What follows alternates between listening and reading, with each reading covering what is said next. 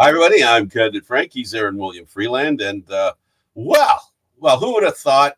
Who would have actually thought? I mean, even believed it was possible that team over there would finish first for the third time in their history in the division. Yes, so they did. I think a lot of what I wasn't sure they would be capable of doing, Aaron, and they've done it. Let's hope the downside of this is let's hope that this isn't the bolt and they shot it, right? Let's hope this is just a precursor to the playoffs as opposed to, we did this. And they don't rest on their, laurels, if you will. Yeah, this is the first time they've ever won this particular division. Not saying that they haven't won their division before, because they have. It's just the first time that they've won this one. So it's a new to you divisional title, or new to the Maple Leafs divisional title at any rate. Absolutely. And well earned and well deserved. And they've done it with a bit of an injury list going on, and this whole season has been one that, I know that Marner and Nylander were pretty healthy the whole time. Morgan Riley, I don't believe he was injured for any extensive time this year. Now they're going into the very last game. And I must admit, on behalf of Maple Leaf fans, I'm going into watching that game holding my breath. I'm saying they should just put the Marlies on the ice and rest everybody else. The freaking problem is they can't, because they have to. The only thing they can do is sit somebody out, and that space will make room on the bench for the rest of them that show up. The lineup that they have is the max players that they can put on the ice. So if they were to say, let's give Austin Matthews a rest, his position would not be filled on the bench. That's the problem the Leafs have. Yeah, the wonderful science that is capology, unfortunately, really kicks into effect at this time of the year. They played a game a couple games back with only 5 defensemen instead of 6, and they actually had Mitch Marner taking shifts on defense for the large chunk of the third period. So, with Kampf out, Oliver Ekman-Larsson out, Jake McCabe is listed as day-to-day. Yanni Hakanpää and Max Pacioretty are close. Lord knows they've been close for quite a while now. But once the first playoff game hits, there's no cap, so they don't have to worry about that anymore. But this team is getting down to their reserves pretty much at this point. I'm just hoping they can find a way to keep Stolarz and Woll healthy at least into the first game of the playoffs, because a lot of weird and woolly things happen in the last game of the season. So yeah, it's against Detroit. A team that made some moves towards being a playoff contender in a division that was pretty tough. They're a team, we'll see. Thank goodness. I got to say this on behalf of Leaf fans. It's not a team that isn't a search and destroy team, if you follow what I mean. They're thankfully, for the Leafs' sake, hopefully, and hope their guard is up about this, is that they're a skating, passing, rush team. They're not a pound and grind team, right? So there's that to look at. It's tough. Seriously, I mean, we're talking the last game of the season, and not that the Leafs can't rest Matthews or Marner. They can't replace them on the bench. They can't. And the reason for that is that for them to be able to pull somebody out of their hat, they would have to put somebody aside for X amount of days, X amount of games. There just aren't enough games left to be able to perform that magic that the cap requires this late in the day. This is where, teams like Florida, they can do that. Even the Senators, they could rest guys, which I think they've done. I think Matthew Tkachuk has been rested. Brady Tkachuk. I confuse my Matthew with my Brady. Brady Tkachuk is being rested. I don't think there's anything wrong with him. If there's something really wrong with him, Aaron, he won't play in game 1. That's my opinion. Yeah, and honestly, when it comes to situations like this, the last thing that you want to do is ride your workforce into the ground. Absolutely, absolutely. Well, I'm thrilled to tell you that the victory against the Sabres, a team that a lot of times they've had problems with, not this year. I can't believe, when they said that last night, Stollers has played them 3 times this year, Aaron, and has shut them out each time. He's on I, a 3-game shutout streak against Buffalo.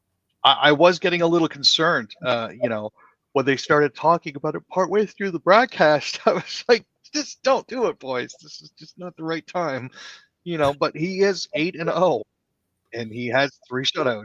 That is one of those things that definitely makes your ears prick up when it comes to this sort of thing, because they're not traditionally that successful, I guess is the best way to put it, when they play in Buffalo. Um, then again, it did certainly sound like a Maple Leafs home game, based on the crowd noise and the crowd pops every time the Leafs scored. So you got to kind of wonder. Yeah, absolutely, absolutely. Man, my screen's giving me a lot of grief today. I don't understand why, but that's okay. Matthew Nyes is let's save him first. Let's not talk about Matthew Nyes. Let's talk about Matthews, and talk about the 6th fastest player to 400 goals. Yeah, this is quite the accomplishment.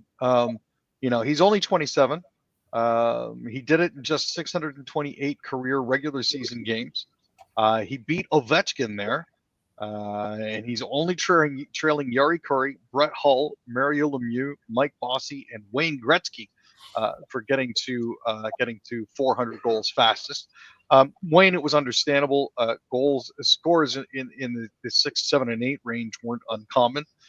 Mike Bossy had one heck of a snapshot. Mario Lemieux was just a wizard. Brett Hull is one of the best natural American goal scorers, and Yari Kurri was an absolute wizard. So Auston Matthews is in fairly distinct company at this point. The fact that he beat the great 8 to 400 goals also bodes well for the future. Makes me believe that it is possible for Ovechkin's new goal record to fall as well. Obviously, depending on how much longer Ovechkin decides that he's going to play, but it could mean that there could be an American in the mix for the highest goal total next coming. Well, and also it'll be dependent on his durability, his long-term durability. Yeah. But one thing's for sure, he's had a lot of injuries till now. I'm speaking of Matthews, and it hasn't interfered with his goals, his goal scoring. He's. I got to tell you, I've been impressed with him. He's really ramping up his game, it seems to me, going into the playoffs. And I think they know everything. I won't speak for you because I'll blame myself for this. I won't call it. It's not being negative, but let's just say I'm on the show me what you can do in the playoffs, because everything you've done in the regular season doesn't matter to me. Group. That's where I sit, right?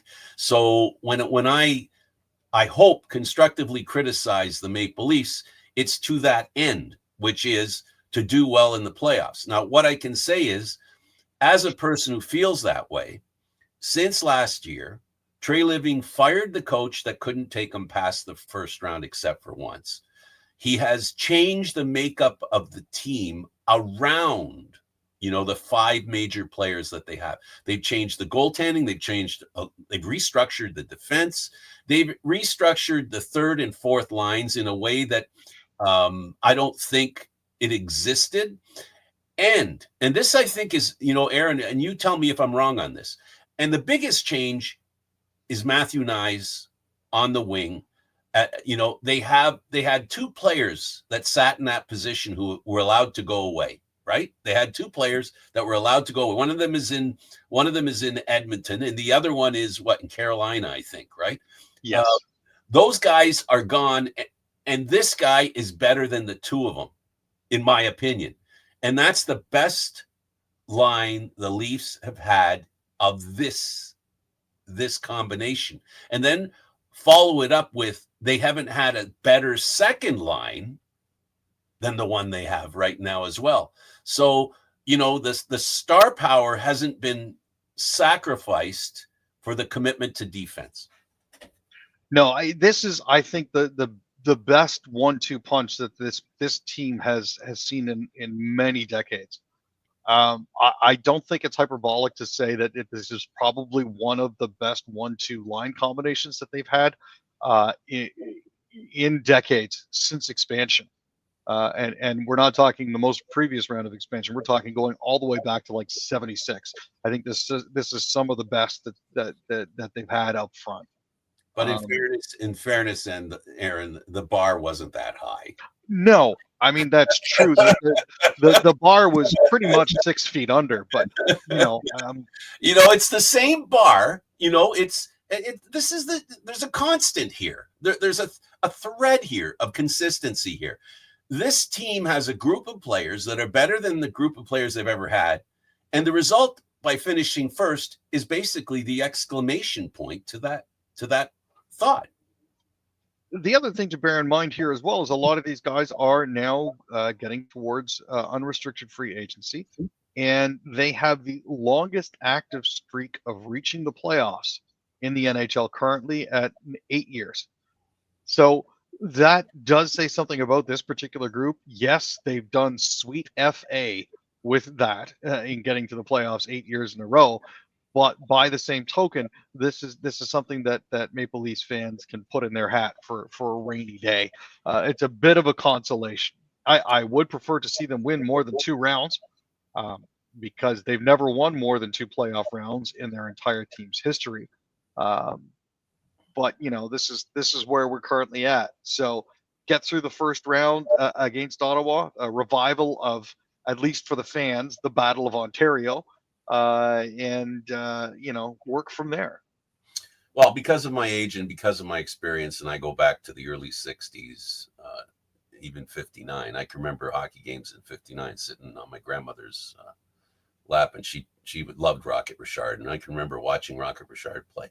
But anyway, the reason I say that is that the thing of it is that what makes this Leaf team special, and I'm sorry if this sounds like totally a pro-Leaf program, but I just want to say this stuff because they finished first. The other thing is that if this team has any success in the playoffs this year, if this team goes as far as winning a Stanley Cup, there's another thing that'll be different about this Leaf team. Winning a Stanley Cup and finishing first in the same year, I'm not sure they've ever done that. I don't think they have. I mean, in all of their history. You get what I'm saying? Yeah. That's the amazing thing about this team. And does it mean that it'll make them easier to be taken down? Possibly. I just think they've done a really good job. And the question is, now that we've said this stuff, are they ready for the first round of the playoffs, Aaron? I mean, their opponent is a team they couldn't beat this year.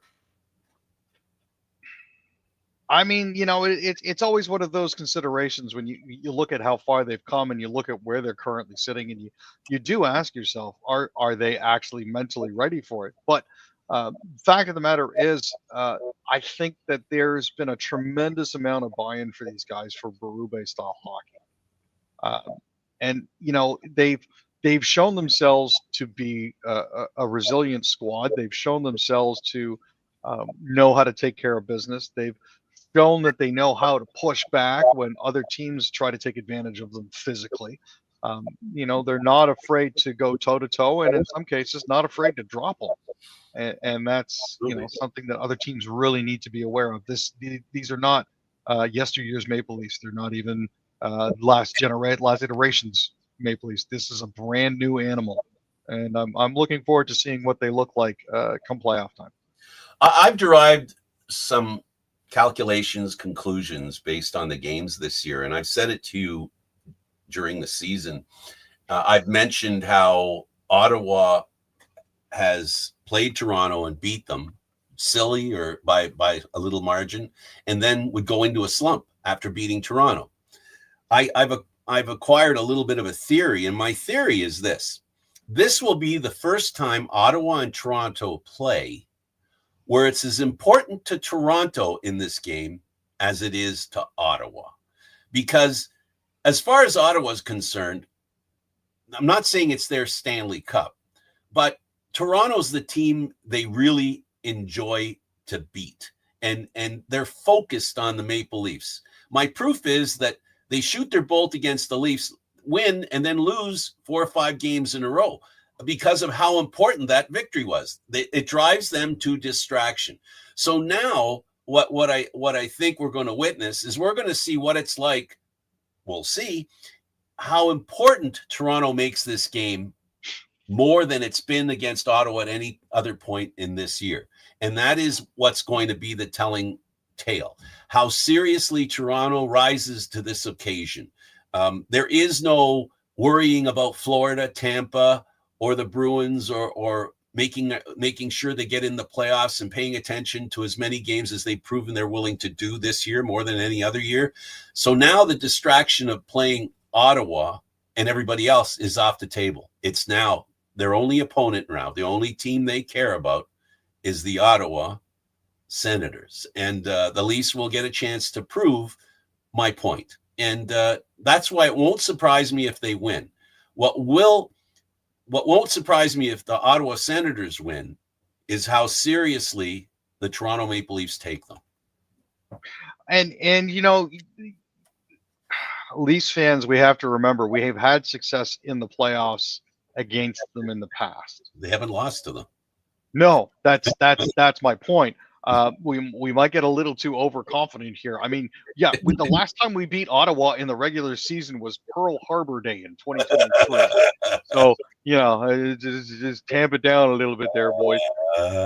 But the Leafs have lost 4-2, 5-3, 3-0, 2-1, and most recently, March 15th, 4-2. And Leafs fans in typical fashion were, of course, all hands of flappy because, oh my God, the ceiling is the sky is falling. We're probably going to be playing these guys in the first round. They've owned us all regular season. Yeah, but this is playoffs. You know, there's always that to consider. And, Aaron, hey, look, think of it this way. Look at it this way. We're both CFL fans. I covered the Toronto Argonauts, and they've been in, I don't know how many games it is. I don't know, 8, 10, whatever it is, Grey Cups. Let's say Super Bowl. They played in multiple Grey Cups. I think 8 or something, and they haven't lost a single one in a row. So I guess the Leafs are looking for the Argo bounce here, where you know it's destiny's going to repeat itself. Is what the Leafs have to believe and borrow from their cousins in the Argonauts. Yeah, this is going to be a fun series. I can't imagine a series that's going to be more intense than this one that the Leafs have been involved in. As much as, you know, Tampa and Florida and Boston and the Blue Jackets have, you know, played against the Leafs in the playoffs. This rises up to almost to a Montreal Canadian battle in the playoffs. This team is just about level with how important it would be for Toronto to beat Ottawa and Ottawa to beat Toronto as it would be for Toronto to beat Montreal and Montreal to beat Toronto. So that's why this series is going to be exciting. And the fans want it, right? The media definitely wants it because if you're Rogers Sportsnet, you're going, oh, the numbers are going to be great for this, you know? So yeah, so this is going to be fun all the way around. oh, for sure. And you're looking at 2 Canadian teams with American captains that were, you know, it gets a little more interesting when you look at it through that lens as well. You know. Yeah, and there's no U.S. national anthem to be played during games. So, the embarrassment of that isn't necessary in this one. So that's one thing. We're taking a break from that kind of action. And, you know, that was a pretty good motivator for Brady Tkachuk, you know, as we know from, you know, the Four Nations. All right, let's talk about the Habs and their new player, Demidov. Went for his skate, ended up probably getting fined because he didn't wear a helmet, because every player has to wear their helmet when they're on the ice. So there was probably a fine. I don't know if it apparently is true for the pregame, but I wonder, do they count it for the postgame? Because he skated around again to salute the fans without a helmet. Yeah, see that I'm not sure of. Obviously, we're not going to hear anything about this. I haven't seen anything all day, so I'm not exactly surprised. But he had a goal and an assist, and just barely missed out on a Gordie Howe hat trick in his first night. The unfortunate thing is, this is the third chance the Habs had to clinch a playoff spot with a 4-3 shootout loss to the Chicago Blackhawks on Monday. Frankie Nazar scored the shootout winner for Chicago. They had originally ruled it a no goal, but missed the fact that the puck had actually got lodged up by the water bottle behind the center post in the middle of the net. So that took a little while to actually sort out. They even had another player take a shot in the meantime. That would have been Patrick Laine, who missed. So you know, a little bit of the wild and the woolly there. But Bertuzzi, Reichel, and Nazar got 3 consecutive goals as Chicago came from a 2-0 deficit to take a 3-2 lead. Arvid Soderblom stopped 18 shots. Juraj Slafkovsky, who has slowly been rounding into shape as one of the better players on the Habs, especially going where he did in the draft, tied the game on the power play with 2:57 left in regulation. You know, at the end of the day, great debut for Demidov. Unfortunate result, and gotta be frustrating for Montreal fans because they just couldn't lock it down.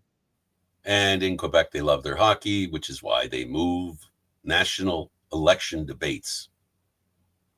Yeah, so it was announced at about 5:30 in the morning that they were moving the election debate to a couple hours earlier, just so that it wouldn't conflict with the Canadiens and Canes match at 7 o'clock tonight. It had originally been slated to start, at 8 o'clock, which is about halfway through the game. But the Leaders Debate Commission said the debate would now start at 6 o'clock to recognize Canadians' passion for hockey. So they'll be able to watch the debate, and then they'll be able to watch the hockey game right afterwards. Some people are saying that this is a representation of the fact that Canada is deeply unserious as a country. Me personally speaking, I think this is recognition by politicians that their constituents are important, and then they're not necessarily that out of touch with the Canadian populace. Wow, that's just stunning to hear something like that Canadians are not serious because there's fear that people will watch a hockey game instead of a political debate. I find that insane. That's the dumbest thing I've heard. You know, the point is the debate decided not to compete with the game. It's that simple. It has nothing to do with the seriousness of voters. And you know what? Those debates, if I can take get on the off ramp here and talk about that in particular, the debates are wonderful. I mean, they're great, right? But the problem with them is that there's too many people on the stage, and there's not enough time to really get a sense of what each individual has to say.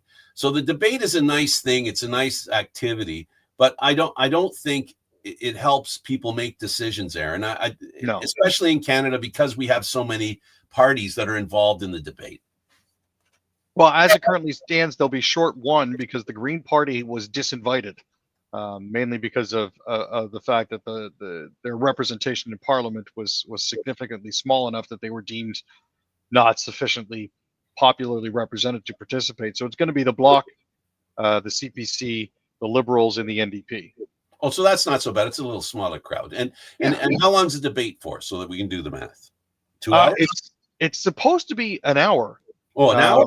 Yeah, because it's going to be starting at 6 o'clock, and then they'll be able to watch that, and then watch the Habs game. Ends at 7. It ends at 7. Supposedly, it may run overtime, but supposedly. My point being, just to stay on point here, that's 4 into an hour is 15 minutes apiece, right? Yep. And you figure. And you figure there's time to ask the question and breaks and whatever. So it's probably where they get 10 minutes to speak. I just don't know how much of an understanding of what these guys and gals represent in that short amount of time is my point. No, I mean, this is definitely one of those times where you want to compress the information that you're putting out there into the best sound bites possible. Yeah. So, The old gotcha thing maybe is part of it. Okay, let's get away from politics. Let's continue talking about the Canadian hockey teams, in this case, the Senators. And the Chicago Blackhawks left Montreal with a victory, went into Ottawa, and guess what they did? They done it again. Yeah, the Blackhawks are 25, 46, and 11. They've missed the playoffs for the 5th straight year. The Senators are obviously looking ahead to the fact that they're playing the least, because they did rest a few players, most notably Claude Giroux, Nick Jensen, and Jake Sanderson. Brady Tkachuk did miss his 8th straight game with an upper body injury. Thomas Chabot still played. He made it 2-2 with a power play goal at 1:19 of the second period. But Connor Bedard put Chicago back in front with his 2nd goal of the game and 23rd of the season on the power play. The Blackhawks had 3 goals on 5 shots against Anton Forsberg, who made 12 saves. So not a good night for the goalies. Ottawa's power play, though, was really solid despite missing 4 starters. They went 2 for 3. So that's something inspiring and heartening for them to take forward. Absolutely. At least don't want to hear about that. The Jets signed Alex Iafallo to a 3-year extension. He scored a couple of important goals for the Jets, helping them to get to 1st overall. Mm-hmm. And he's an important player, especially because of some injuries they have. Yeah, he's signed to a 3-year, $11 million contract extension, which pays him $3.67 million annually. The Jets originally actually acquired Iafallo in a package that's PLD head to the LA Kings. Since his arrival, he's scored 26 goals and 58 points in 163 games, including 15 goals and 31 points this year alone. When he plays in the bottom 6, he's trusted to play huge defensive minutes for them. This is a huge vote of confidence in him from the coach and from management. Glad to see that he's been extended. This is actually a valuable piece for Winnipeg going forward. Absolutely is. The Flames. I was just. Did you want to say something else? No, I was just shaking my head over the Flames because they tried to do everything right. Nazem Kadri had a career best 33 goals this season so far. Michael Backlund and Adam Klapka also scored for Calgary, who stretched their point streak to 7 games, but were eliminated from the playoff chase at the same time that they beat the Golden Knights 5-4 in a shootout. This is what happens, unfortunately, when you have to rely on other teams to try to help you get into the playoffs as opposed to doing it yourself. The teams that Calgary needed to lose and the teams that Calgary needed to win just couldn't help them out enough. So at the end of the day, unfortunately, they're on the outside looking in, and we've got 5 instead of 7 Canadian teams in the playoffs. This is a prime example of what you did earlier in the season, comes back to bite you on the behind. It's too bad for that. I was pulling for them. I wanted to see another Canadian team in. We've got 2 in the West, 3 in the East. That's unusual. Usually there's more in the East and in the West and not in the East. Let's talk about the Oilers. And I'll start by saying this, that their defenseman got a 1-game suspension for the thrashing the nurse for the cross check to the head and then to the ice. I think he got off lucky, Aaron. I think he really did. Typically, something like that is anywhere from 2 to 4 games. But I think the NHL, recognizing the marquee value that Nurse brings, to the Oilers, is a mitigating factor in this as well. You got to do what's right to get eyeballs on the screen. Plus, it's Kings versus Oilers in the first round. If there's a little bit of bad blood going on there, that makes things a little bit spicier. Well, there's going to be revenge to be paid, right? You're going to see that, right? Nurse is going to have to take somebody on. That's just normal happenstance. But and here's the thing: the Oilers were accused of icing a B squad and gooning it up. But you got to remember, Connor McDavid was out, Leon Draisaitl's out, Matthias Alcom was out, Trent Frederick is out, Zach Hyman is out, Evander Kane is out, Troy Stetcher is out, and Jake Wallman was out. That's 8 players that the Edmonton Oilers didn't have in their lineup. This means, and they asked Corey Perry about that too. They're like, well, what do you think about them calling you guys a B squad and gooning it up? He's like, what are we supposed to? Have you seen our injured list? Like, what are we supposed to do here? Well, they're going to play with the way that they can win. That just is the case, and I think it's kind of ironic because in my mind, I do understand and believe that the LA Kings are a bit of a physical team of their own. So, for them to cry foul because of physical play, I find that rather disingenuous. The Oilers are a snake bit team. With any luck, they'll field a team or ice a team that can do well against the LA Kings, and it's going to have to be as close to the best lineup they can put on the ice for them to beat LA. LA's been improving over the years, and this is 3 years in a row the Oilers have taken the Kings out. Revenge could be on the slate for the Kings in regards to playing this Edmonton team. And despite their run to the Cup final, this is a team that really could actually go either way. Unfortunately, that's the real issue. It's one of those. It's a real toss-up, man. Like, if everybody that's supposed to be healthy is healthy, especially with those 8 missing players, the possibility is very real that the Edmonton Oilers could go on another deep run this year. God, would I love to see that. Well, I don't know if the game that they played against the Kings, I think they lost 4-1 or 4-0 or something, right? They didn't look very good against the No. It's true that it was a 5-0 spanking, but again, we're not in the playoffs yet. Yeah, no, I'm just saying that I don't think that's a determining factor. There's a bit of sarcasm there. Let's talk about the Canucks for the last time for this year. I think they were the major Canadian disappointment this year. I don't think there's a team that was more, clearly they weren't. They were the most disappointing team, Canadian team, and they lead my list of disappointed because I expected so much from them. It would have been so nice to have a team that was much like the team that played as well as they did last year, winning the West. DeBrusk, a guy they brought in, to help raise the possibilities for the Canucks, scored in OT, and that's the last thing that Vancouver can say that's great for this year, winning in OT. Yeah.